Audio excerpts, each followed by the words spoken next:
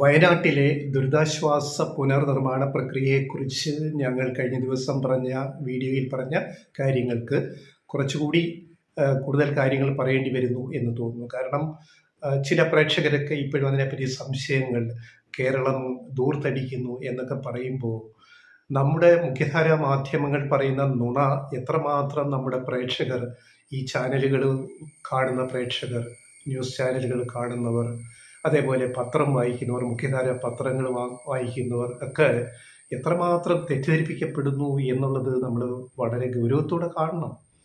നമ്മൾ സത്യം വിളിച്ചു പറഞ്ഞാലും അത് നുണയാണെന്ന് പറയുന്ന നുണ ലോകം മുഴുവൻ ചുറ്റി വരുമ്പോഴേക്കും സത്യം പുറത്തു വരുന്നത് ആരും വിശ്വസിക്കുന്നില്ല.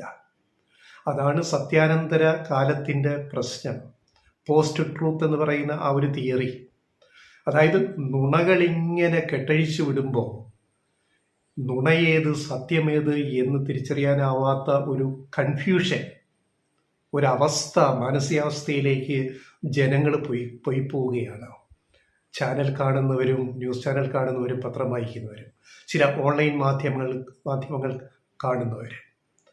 ഈ സത്യാനന്തരതയെ നേരിടാൻ വളരെ ശ്രമകരമായ തയ്യാറെടുപ്പ് പ്രവർത്തനങ്ങൾ ഗവൺമെൻറ്റിൻ്റെ ഭാഗത്തു നിന്നും അതുപോലെ സത്യമറിയാൻ ആഗ്രഹിക്കുന്ന ജനങ്ങളുടെ ഭാഗത്തു നിന്നും ഉണ്ടായില്ലെങ്കിൽ അസത്യങ്ങൾ സത്യങ്ങളായി വാഴുന്ന ഒരു കാലത്തേക്ക് നമ്മൾ അതിവേഗം പോയിക്കൊണ്ടിരിക്കുകയാണ്.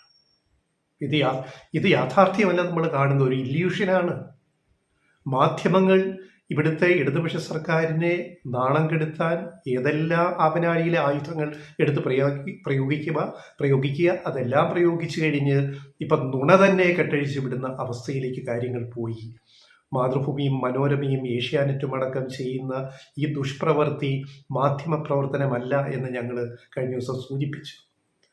കണക്കുകൾ സംസാരിക്കുന്നുണ്ട്. ഇപ്പം എസ്റ്റിമേറ്റ് കണക്കിനെ ചെലവഴിച്ച കണക്കായിട്ട് ആക്ച്വൽ കോസ്റ്റായിട്ട് വ്യാഖ്യാനിച്ചിട്ട് ചില മാധ്യമങ്ങൾ പിന്മാറിയിട്ടും അവിടെ കിടന്നുരുളുകയാണ്. ഞങ്ങൾക്ക് തെറ്റുപറ്റിയില്ല എന്ന് തിരിച്ചും മറിച്ചും വായനക്കാരെ, പ്രേക്ഷകരെ തെറ്റിദ്ധരിപ്പിക്കാൻ വീണ്ടും ശ്രമിക്കുന്നു. ഒരു തെറ്റുപറ്റിയാൽ തെറ്റുപറ്റിയെന്ന് പറയാനുള്ള ആർജവം, ഒരു ഖേദം പ്രകടിപ്പിക്കാനുള്ള ആർജവം മനുഷ്യന് ജന്മസഹജമായിട്ട് ഉണ്ടാവണം. അത് മാധ്യമത്തിൽ വർക്ക് ചെയ്താലും വേറെ എവിടെ വർക്ക് ചെയ്താലും. പക്ഷെ നമ്മളിപ്പോൾ അതൊന്നും കാണുന്നില്ല. കണക്കിലേക്ക് വരാം. ഇപ്പം ജൂലൈ 30-നാണ് മടിക്കയിലും ചൂരൽമലയിലും വൻ ദുരന്തമുണ്ടായത്. ഇന്ത്യയിലെ ഈ വർഷത്തെ ഏറ്റവും വലിയ ദുരന്തമാണിത്. ഏറ്റവും കൂടുതൽ പേർ മരണപ്പെട്ടത് ഈ ദുരന്തത്തിലാണ്. മറ്റ് സംസ്ഥാനങ്ങളിലെ പ്രളയത്തിലോ മറ്റ് കെടുതികളിലോ ഇതിൻ്റെ 1/3 മരണം പോലും സംഭവിച്ചിട്ടില്ല.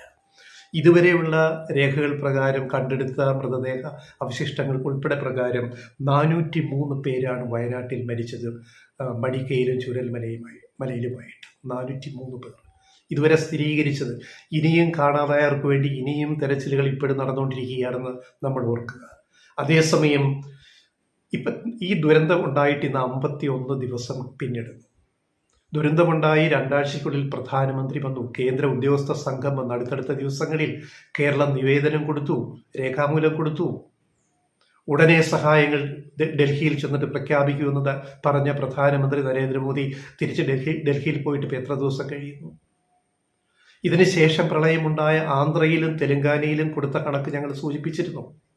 ആന്ധ്രയിൽ അതാണ് ആദ്യം ഞങ്ങൾ പറഞ്ഞത്, തെലങ്കാനയിലും കൊടുത്തു. അതായത് വയനാട്ടിൽ 403 പേർ ഇതുവരെ സ്ഥിരീകരിച്ച മരണം നടന്ന പ്രകൃതി ദുരന്തത്തിൽ 5 പൈസ ഇതുവരെ നയാ പൈസ കേന്ദ്ര സർക്കാർ തന്നിട്ടില്ല. അതേസമയം കേന്ദ്ര സർക്കാരിനെ താങ്ങി നിർത്തുന്ന ആന്ധ്രയിലും തെലങ്കാനയിലും ഉണ്ടായ പ്രളയത്തിൽ 35 മരണമാണ് ഉണ്ടായത്. വയനാട്ടിൽ 403. 35 പേർ മരിച്ച ആന്ധ്രയ്ക്കും തെലങ്കാനയ്ക്കുമായി കേന്ദ്ര സർക്കാർ പെട്ടെന്ന് ഇതിനകം കൊടുത്ത പൈസ അറിയാമോ? 3448 കോടി രൂപ. കണക്കുകളാണ് സംസാരിക്കുന്നത്. വയനാട്ടിലെ ഇന്ത്യയിലെ ഏറ്റവും വലിയ ദുരന്തം, ആ വയനാട്ടിലെ ദുരന്തത്തിന് 5 പൈസ തരാത്ത കേന്ദ്ര സർക്കാർ അതിനുശേഷമുണ്ടായ പ്രളയത്തിൽ ആന്ധ്രയ്ക്കും തെലങ്കാനയ്ക്കും കൂടി കൊടുത്തത് 3448 കോടി രൂപ. കേന്ദ്രമന്ത്രി, കൃഷി മന്ത്രി അവിടെ ഓടിയെത്തി അതിൻ്റെ പിറ്റേ ദിവസം ഡൽഹിയിൽ നിന്ന് പൈസ കൊടുക്കാനുള്ള ഏർപ്പാട് ചെയ്തു. പൈസ കൊടുത്തു കഴിഞ്ഞു. എത്ര വേഗം! നായിഡുവിന്, തെലുങ്ക് ദേശത്തിന്, ഗവൺമെൻറ്റിന് എന്താ, മോദിയെ താങ്ങി നിർത്തുന്ന സർക്കാരായതുകൊണ്ട് വാരി കോരി കൊടുക്കുക. കേരളത്തിനൊന്നുമില്ല. മോദി വന്നു പോയി, പിന്നൊന്നുമില്ലല്ലോ, ഒരനക്കമില്ല. അതിനെപ്പറ്റി മാധ്യമ ചർച്ച വേണ്ട.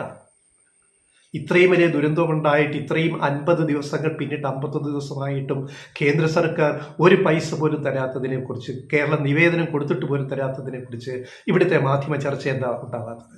ഇവിടെ എന്താ അന്തിച്ചർച്ച ഉണ്ടാവാത്തത്? എന്താ മാധ്യമങ്ങൾ റിപ്പോർട്ട് ചെയ്യാത്തത്? പിണറായി സർക്കാരിൻ്റെ മേക്കിട്ട് കയറുക, നല്ല സുഖമാണ്. ഇതാണ് മാധ്യമ പ്രവർത്തനം. ഞങ്ങൾ ഇതെല്ലാം ചോദിച്ചത് വീണ്ടും ചോദിക്കുകയാണ്. ഇനി ബാക്കി കണക്കിലേക്ക് വരാം. കേരളം എന്ത് ചെയ്തു? അടിച്ചു മാറ്റി എന്ന് പറയുന്നില്ല. ഇതുവരെ കേരളം ചെലവഴിച്ച തുക എത്ര കോടികളാണ്? കേന്ദ്രം വല്ലതും തന്നോ? തന്നിട്ടാണ് ചെലവഴിച്ചത്. പിന്നെ ആരാ ചെലവഴിച്ചത്? സംസ്ഥാന സർക്കാർ. എന്തൊക്കെയാണ് ചെലവഴിച്ചത് പറയാം. ശ്രദ്ധിച്ച് കേൾക്കണം നമ്മുടെ പ്രേക്ഷകർ. പറയാം. ദുരിതാശ്വാസ ക്യാമ്പുകൾ 700-ലധികമാണ്.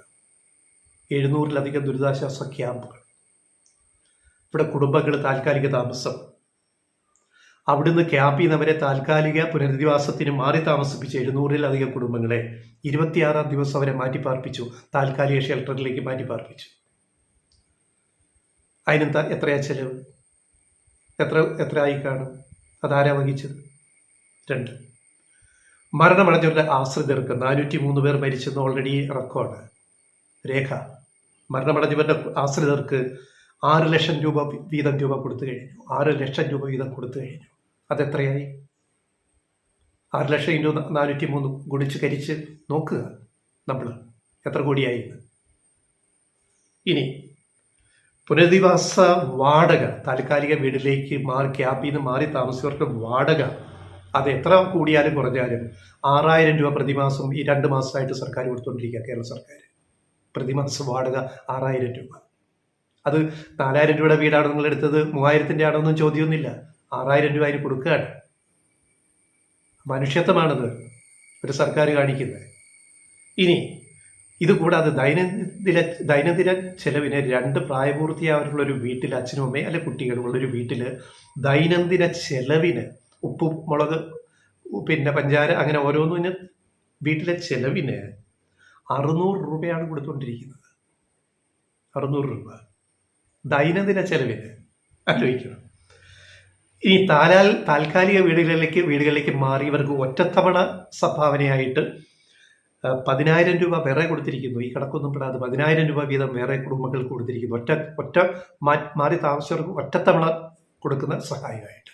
ഇതിന് പുറമെ ഇനി മറ്റ് അനുബന്ധ സാധനങ്ങൾ, വീട്ടു സാമഗ്രികൾ, പാത്രങ്ങൾ, കട്ടിൽ, കിടക്ക, പിന്നെ TV സെറ്റ് അടക്കം എല്ലാ കിറ്റുകളും, ഒരു വീട്ടിലേക്ക് ആവശ്യമായ പലവ്യഞ്ജനം മുതൽ ഈ പറയുന്ന ടെലിവിഷൻ സെറ്റ് മുതൽ മറ്റ് കട്ടിലും കസേരയും മറ്റ് ഫർണിച്ചർ ഉൾപ്പെടെ എല്ലാം സൗജന്യമായിട്ട് കേരള സർക്കാർ കൊടുത്തു കഴിഞ്ഞു ഈ കുടുംബങ്ങൾക്ക്. ഇനി കുട്ടികൾക്ക് സ്കൂൾ മുടങ്ങാതെ, അവരെ ചൂരൽമലയിലെ സ്കൂളെല്ലാം ഒലിച്ചുപോയി നമുക്കറിയാം. രക്ഷപ്പെട്ട കുട്ടികൾക്ക്, ഒട്ടേറെ കുട്ടികൾ ഉൾപ്പെടെ മരിച്ചു. ഈ 403 സ്കൂൾ കുട്ടികളുണ്ട്. രക്ഷപ്പെട്ട കുട്ടികൾക്ക് തുടർ പഠനം കൃത്യമായി ഉറപ്പുവരുത്തി അടുത്ത സമീപത്തെ സ്കൂളുകളിലേക്ക് മാറ്റി അവർക്ക് ക്ലാസ്സുകൾ ആരംഭിച്ചു. അവർക്ക് സൗജന്യ പാഠപുസ്തകം, മറ്റ് കിറ്റ് സംവിധാനങ്ങൾ, പഠനോപകരണങ്ങൾ എല്ലാം സൗജന്യമായിട്ട് കൊടുത്ത് അവർ പഠനം തുടരുന്നു. തുടർ പഠനം ഈ സർക്കാർ ഉറപ്പാക്കി. ഒരു കുട്ടിയും പഠനമില്ലാതെ സ്കൂളിൽ പോവാതെ ഈ ദുരിതത്തിൻ്റെ പേരിൽ എങ്ങും നിൽക്കുന്നില്ല. എല്ലാവരും സ്കൂളിൽ പോന്ന് ജീവിച്ച് രക്ഷപ്പെട്ട കുട്ടികൾ. ഇതൊക്കെ ചെറിയ കാര്യം. ഇതിനൊക്കെ എത്ര പൈസ ചെലവാക്കി കേരള സർക്കാർ എന്നുള്ളത് നമ്മൾ കാണുക. ഇനി കേരളത്തിൻ്റെ ആവശ്യങ്ങൾ, കേന്ദ്രവുമായിട്ടുള്ള ആവശ്യം, നിലവിലുള്ള നിയമപ്രകാരം തന്നെ ഇത്തരം ദുരന്തങ്ങൾ ഉണ്ടാകുമ്പോൾ കേന്ദ്രം ഒരു കോട്ട വെച്ചിട്ടുണ്ട്. പ്രത്യേക സഹായം കൂടാതെ തന്നെ പ്രത്യേക സഹായത്തിന് 2000 കോടിയുടെ എസ്റ്റിമേറ്റാണ് കേരളം കൊടുത്തിരിക്കുന്നത്. അതുതന്നെ തികയില്ല. ഈ ചെലവെല്ലാം നോക്കുമ്പോൾ ഇനി വരാനിരിക്കുന്ന വീടുകൾ ഇവർക്ക് നിർമ്മിച്ച് നൽകുക, മറ്റ് സംവിധാനങ്ങൾ ഒരുക്കുക, റോഡ് നന്നാക്കുക, റോഡ് പുനർനിർമ്മിക്കുക, റോഡൊന്നും ഇല്ല, പാലം നിർമ്മിക്കുക, ഇങ്ങനെ പലതിനും. ഇതിനൊക്കെ എത്ര 1000 കോടി രൂപ വേണം? 2000 കോടി തീരത്തില്ല. പക്ഷേ അടിയന്തരമായിട്ട് 2000 കോടിയാണ് കേന്ദ്രത്തോട് കേരളം ചോദിച്ചിട്ട് ഇന്ന് വരെ തരാതിരിക്കുന്നത്. ഇതുകൂടാതെ ഒരു കോട്ട ഓരോ സംസ്ഥാനത്തിനും കേന്ദ്രം നിശ്ചയിച്ചിട്ടുണ്ട്. പ്രകൃതി ദുരന്ത സാധ്യതയുള്ള സംസ്ഥാനങ്ങൾക്ക് കൊടുക്കാവുന്ന തുക എന്ന് പറഞ്ഞൊരു കോട്ട നിശ്ചയിച്ചിട്ടുണ്ട്. അതിൽ നിന്ന് പോലും പകുതി പൈസയെ തന്നിട്ടുള്ളൂ. ഈ പ്രത്യേക സഹായത്തിൻ്റെ കാര്യം ഞങ്ങൾ നേരത്തെ പറഞ്ഞു. ഇതിൽ കിട്ടേണ്ട അർഹമായതിൽ തന്നെ പകുതി പൈസ തന്നിട്ടുള്ളൂ. അതിൻ്റെ കണക്കുകൾ പറയാം. അതിൻ്റെ വിശദമായ ചാർട്ട്, ഓരോ സംസ്ഥാനത്തിന് എത്ര കോട്ടയാണ് കേന്ദ്ര സർക്കാർ നിശ്ചയിച്ചിട്ടുള്ളത് എന്നൊരു ചാർട്ട്, 2 ചാർട്ട് ഞങ്ങൾ ഈ സ്റ്റോർ വീഡിയോ സ്റ്റോറിനോടൊപ്പം ഞങ്ങൾ കൊടുക്കുന്നുണ്ട്. ആ ചാർട്ട് നിങ്ങൾക്ക് നമ്മുടെ പ്രേക്ഷകർക്ക് പരിശോധിക്കാം. അപ്പോൾ ഇത് പ്രകാരം കേരളത്തിന് കിട്ടേണ്ടത് 291 കോടി രൂപയാണ്. നിയമപ്രകാരം മാനദണ്ഡം അനുസരിച്ച് തന്നെ, കേന്ദ്രം നിശ്ചയിച്ച മാനദണ്ഡം അനുസരിച്ച് തന്നെ 291 കോടി രൂപ ഇപ്പോൾ കേരളത്തിന് കേന്ദ്രം തരണം ആ വിഹിതത്തിൽ നിന്ന്. പക്ഷേ ഇതുവരെ കിട്ടിയത് വെറും 145.60 കോടി മാത്രമാണ്. 291 കോടി തരേണ്ടടുത്ത് ഇപ്പം വരെ കിട്ടിയിരിക്കുന്നത് 145.60 കോടി. കേരളത്തിന് കിട്ടേണ്ടുന്നത് അർഹതപ്പെട്ടതാണ്, പ്രത്യേക സഹായമല്ല. അത് പ്ലീസ് നോട്ട് ദാറ്റ്, അത് നമ്മൾ മറന്നുപോകരുത്. പ്രത്യേക സഹായം അഭ്യർത്ഥിച്ചതല്ല, ഇത് നിയമപരമായിട്ട് അർഹതപ്പെട്ട് കിട്ടേണ്ടത് പൈസയാണ്. അതുപോലും തരുന്നില്ല, പൂർണ്ണമായിട്ട് തരുന്നില്ല. അപ്പോൾ കേരളത്തിന് 291 കോടി, ആന്ധ്രയ്ക്ക് 1036 കോടിയാണ് വെച്ചിരിക്കുന്നത്. ഇവിടെയും വിവേചനമുണ്ട് കേരളത്തോട്. കേരളത്തിലെ ദുരന്ത സാധ്യത അത്രയും ഇല്ലാത്ത സംസ്ഥാനങ്ങൾക്ക് കൂടുതൽ തുക വെച്ചിരിക്കുകയാണ്. കേരളത്തോട് വിവേചനം അവിടെയും കാണിക്കുന്നു എന്ന് നമ്മൾ ആലോചിക്കുക. അപ്പോൾ ആന്ധ്രയ്ക്ക് 1036 കോടി, ഗുജറാത്തിന് 1226 കോടി, ബീഹാറിന് 1311 കോടി. ബീഹാറിന് നിതീഷാണല്ലോ താങ്ങി നിർത്തുന്നത്, നരേന്ദ്രമോദി സർക്കാരും 3ാം സർക്കാരിന് 1311 കോടി. പിന്നെ BJP ശിവസേന വിമത സഖ്യം ഭരിക്കുന്ന മഹാരാഷ്ട്രയ്ക്ക് 2984 കോടി. മഹാരാഷ്ട്രയ്ക്ക് BJP സഖ്യം, ശിവസേന സഖ്യം 2984 കോടി. മധ്യപ്രദേശ് BJP ഭരിക്കുന്ന 1686 കോടി. കേരളത്തിന് വെറും 291 കോടി. നരേന്ദ്രമോദി സർക്കാരിൻ്റെ കാരുണ്യാണ്. ഈ വിശദമായ ചാർട്ട് നോക്കുക നമ്മുടെ പ്രേക്ഷകർ, ഓരോ സംസ്ഥാനത്തിൻ്റെ നോക്കുക. കേരളത്തെ എങ്ങനെ എവിടെയൊക്കെ ഇട്ട് പൂട്ടാമെന്ന് തപസ്സനുഷ്ഠിക്കുന്ന ഒരു കേന്ദ്ര മന്ത്രിസഭയും പ്രധാനമന്ത്രിയുമാണ് ഇരിക്കുന്നത്. എവിടിട്ട് പൂട്ടാം, എവിടിട്ട് സഹായം മുടക്കാം, എവിടെ കൊടുക്കാതിരിക്കാം എന്ന് ചിന്തിക്കുന്ന ഒരു കേന്ദ്ര സർക്കാരിനെ കുറിച്ച് നമ്മൾ എന്താണ് പറയുക?